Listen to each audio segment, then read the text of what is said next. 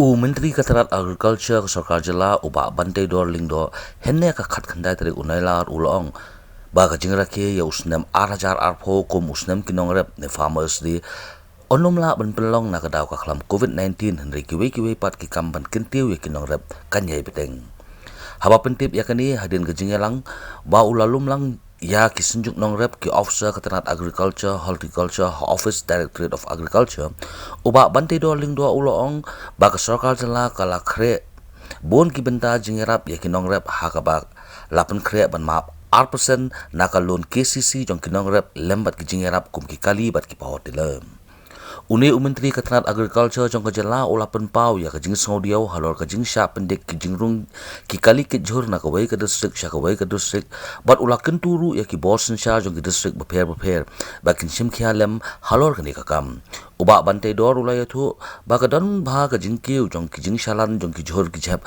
khamtam shari Bangladesh ka badawa ba ya ka jing shalan jong uphan baru buskon uba bantai dor ulong ru ba Tnad hi kan shimi kisinjam ban Pynthikna ba Nongrep kino Shah Ktah na ka jingling shop ka khlam COVID-19 which we discussed regarding the problem they've been facing from time to time.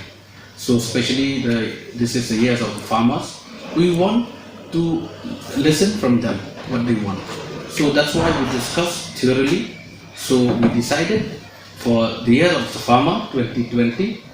Maybe there will be some activities with the department they will be doing, but to celebrate in this year 2020 is not possible because of this COVID-19. Because once we want to celebrate for the farmers, at least we have to do something. Farmers should be there, not 1,000, 2,000, should be more, maybe 20, 30,000 farmers. Then we celebrate together.